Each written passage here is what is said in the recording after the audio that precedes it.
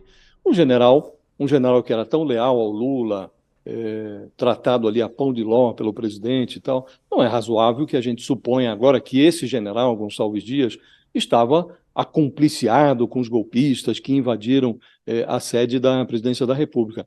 Mas, claramente, o general foi incompetente. Ele não soube lidar com o problema. Isso está muito claro. E a entrevista dele, concedida ontem para se defender, nessa entrevista, o general consolidou, grudou na testa a pecha de mentiroso. O general tinha mandado, horas antes, para a Comissão de Segurança da Câmara, um atestado médico dizendo que ele não poderia comparecer à comissão. Estava marcado ontem. No início da tarde, o general estava. Ele tinha acertado, inclusive, que compareceria à Comissão de Segurança. Ele manda um atestado dizendo que teve uma crise aguda, não se disse do quê, e que não poderia comparecer à comissão. Depois ele aparece, horas depois, dando uma entrevista, lépido, em perfeita saúde.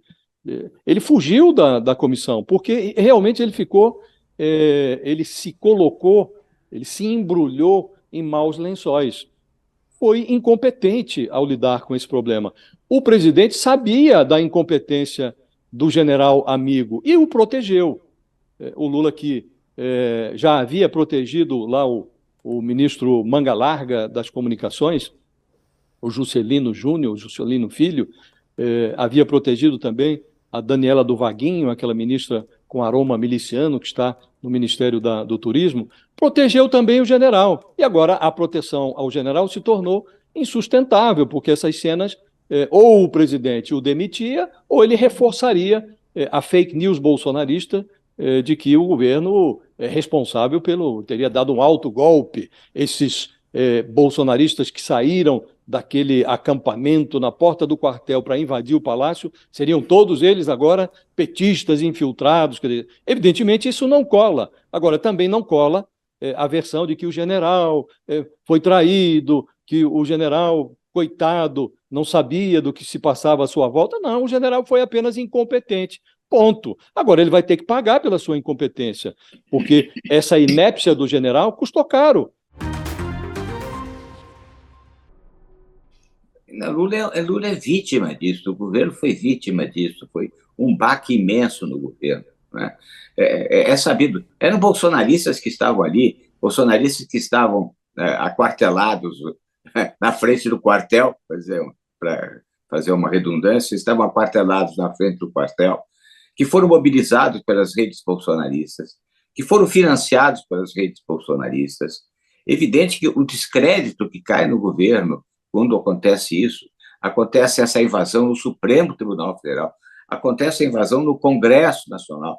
Ele acha que o Lula, que o governo gostaria de, nos seus primeiros dias de existência, quando estava ainda se acomodando, limpando as cadeiras, ele gostaria de ser tão minimizado, tão desconstituído na sua força? Não. É evidente que é vítima da democracia, o Lula vem com a marca do retorno à estabilidade democrática. Evidentemente que qual seria a vantagem dele de ter isso? Para culpar o Bolsonaro ou os bolsonaristas disso? Não precisava, os bolsonaristas estavam há meses aquartelados na frente das instituições militares em São Paulo, no Rio de Janeiro, em outras cidades e em Brasília.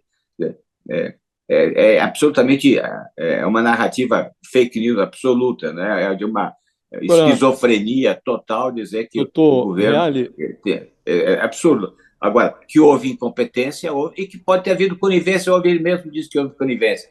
E essa conivência, isso aí que pega o incômodo para o Lula, essa conivência teve a participação de pessoa ligada a ele, que é esse general, que, aliás, já abraçou os grevistas na Bahia em 2012. Quer dizer, ele gosta de ser o bonzinho com quem infringe a lei. Agora, eu vejo uma coincidência. Esse vídeo ele é revelado no dia em que o general vai depor no Congresso. Então, era realmente para dar munição para a oposição,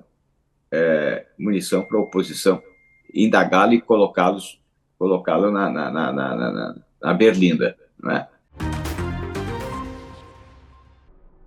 é que, graças a um erro de avaliação do Lula, o governo foi arrastado para o epicentro de uma investigação parlamentar que os seus aliados já não conseguem evitar. O Lula conseguiu transformar, mais uma vez, limonada em limão. Ele convive agora com a síndrome do que está por vir. O presidente e os seus operadores estão receando que essa novidade acabe conturbando a conjuntura a ponto de retardar a aprovação da proposta sobre a nova regra fiscal. Personagens como a deputada Gleisi Hoffmann, presidente do PT, e o senador Randolfo Rodrigues, líder do governo no Congresso, eles migraram rapidamente da posição de zagueiros para de centroavantes. Ponta de lança lá da CPI da Covid, o Randolph estava desfilando pelos corredores do Legislativo como um constrangido ex-Randolph. De repente, ele recobrou o antigo viço para reivindicar a abertura da CPI, que ajudava a barrar. É como se o Randolph reivindicasse a prerrogativa de reconhecer a si mesmo na imagem do espelho. Essa nova crise chega às manchetes um dia depois do governo ter enviado ao Congresso, com atraso também, a sua proposta sobre a nova regra fiscal. O presidente da Câmara, o Arthur Lira, tinha prometido uma aprovação rápida até 10 de maio, e agora avalia-se no próprio Palácio do Planalto que essa data subiu no telhado. O Lula e os seus auxiliares estão dando de barato que essa confusão produzida por uma nova CPI vai prejudicar o calendário de votações, e o receio é de que um eventual atraso na apreciação do projeto que trata desse novo modelo de gerenciamento das contas públicas acabe retardando também a votação de projetos que estão na fila, entre eles a reforma tributária. Não foi por falta de aviso, Fabiola. Há mais de 3 meses, quando tentou convencer o Lula a destravar a instalação de uma CPI do golpe no Senado, sob controle absoluto dos governistas, o aliado do governo, o Renan Calheiros, ele vaticinou. Ele falou que em matéria de CPI, como no futebol, quem não faz, leva. Hoje, a aversão do Lula à CPI ganhou a aparência de um gol contra. O governo agora vai ter que lidar com uma CPI convertida em picadeiro dos seus rivais. O Bolsonaro, que está encurralado por investigações da Polícia Federal, ele ganhou de presente um palco no Congresso Nacional, um palco para que ele ostente essa fake news, e já está acionando os seus principais operadores no Congresso para ostentar ali nesse picadeiro essa fake news segundo a qual o governo deu um autogolpe. Quer dizer, é evidente que todos sabem que é mentira, mas isso causa uma conturbação que o Lula poderia ter evitado se lá atrás, na origem, não tivesse travado aquela CPI que tinha sido organizada por governistas, por aliados do governo. Então, o Lula fez um gol contra, sem nenhuma dúvida. Qual?